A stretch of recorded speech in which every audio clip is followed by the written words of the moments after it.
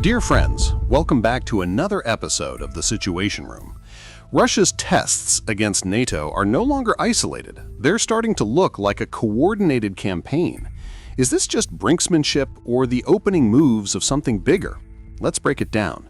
And before we dive in, don't forget to subscribe and hit the bell so you never miss our in-depth breakdowns. In recent months, Russia has been carrying out a series of actions that signal a new chapter on the European geopolitical chessboard. We are no longer talking about mere hypotheses or speculations regarding a potential confrontation with NATO. Russian testing against the alliance is now a reality, and that changes a lot.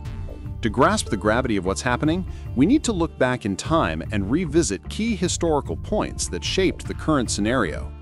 NATO was founded in 1949 in the post-World War II context with a very specific goal: to contain the Soviet threat and prevent Moscow from advancing into Western Europe. Over more than 70 years, this military alliance has adapted to changes in the international system, but one cornerstone has remained: Article 5. This clause states that an attack on one member is considered an attack on all. In practice, this means that any aggression involving, for example, Estonia, Poland, or Norway must trigger a collective response, potentially including the United States. And despite countless crises and tensions during the Cold War, Article 5 has only been invoked once, after the September 11, 2001 attacks, when allies united to combat terrorism. Therefore, any move that tests the strength of this commitment is not just a military provocation, it is a direct challenge to NATO's very survival. For a long time, Moscow operated in a gray zone, exploiting the gaps in what could be considered a hostile act. Brief airspace violations, hard-to-attribute cyberattacks, or discreet sabotage were all part of an intimidation playbook designed to avoid direct confrontation. These actions were annoying, but rarely prompted a proportional military response. However, this pattern has begun to shift rapidly. In September, for instance, 19 Russian drones entered Polish airspace and remained overhead for more than 3 hours. This was not a navigational error or a flight deviation. It was a calculated display, an unmistakable message that Moscow was willing to test the limits of the Atlantic Alliance's patience. And this incident was far from isolated. Shortly afterward, Romania reported Russian drones near its border, in sensitive areas along the Danube, a critical region for Ukrainian exports. In Estonia, armed MiG fighters crossed into airspace in a clear violation, raising tensions in one of NATO's most vulnerable spots, the so-called Suwalki Gap, which connects the Baltic states to the rest of the alliance. On the cyber front, airports in the UK and Germany were targeted in attacks that paralyzed entire systems for hours, creating logistical chaos and exposing the vulnerability of critical infrastructure. More recently, Russia has innovated in its provocations by launching drones from the so-called Shadow Fleet, a fleet of convenience-flagged ships often used to evade sanctions and operate clandestinely. These drones reached the airspace of Denmark and Norway, two key countries for North Sea security, where submarine communication cables and major pipelines supplying Europe are located. It's as if Moscow is sending a clear message: no part of Allied territory is out of reach. When analyzed together, these actions reveal a clear pattern. They are neither isolated nor improvised.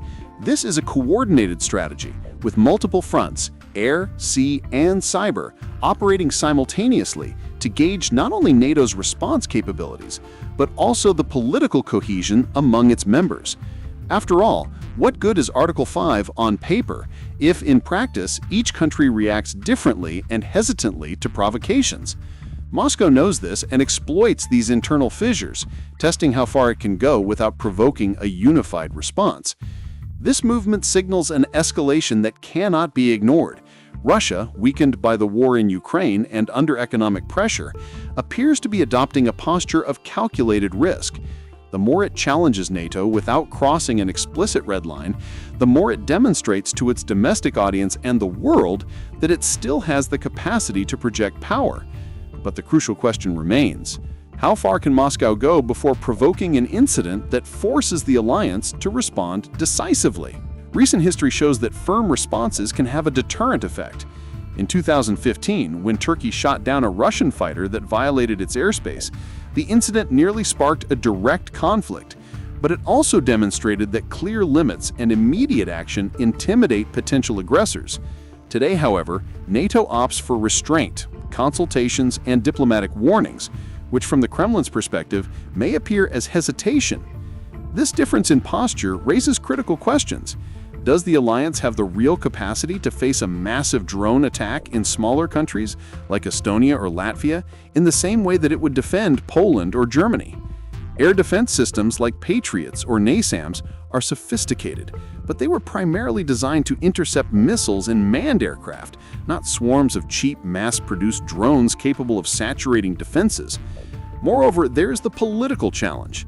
To what extent would the U.S. be willing to mobilize troops and resources to protect peripheral nations, even if they are alliance members? The perception of doubt can be as strategically significant as any military force on Moscow's chessboard.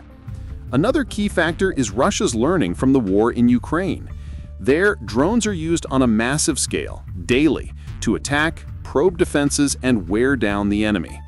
These methods are now being brought into Europe as if each incursion were an experiment to map response times, defenses, coordination between allied countries, and above all, NATO's political and military limits. Each action has multiple objectives: assessing vulnerabilities, testing patience, and measuring the capacity to react without triggering direct conflict.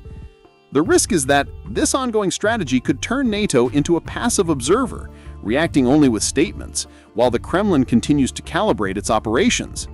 In geopolitics, the perception of strength is almost as important as actual power. If Moscow perceives the alliance as hesitant, the incentive for further provocations increases, creating a cycle of gradual but constant escalation. NATO's strategic patience may avoid immediate clashes, but it also opens space for increasingly daring military experiments.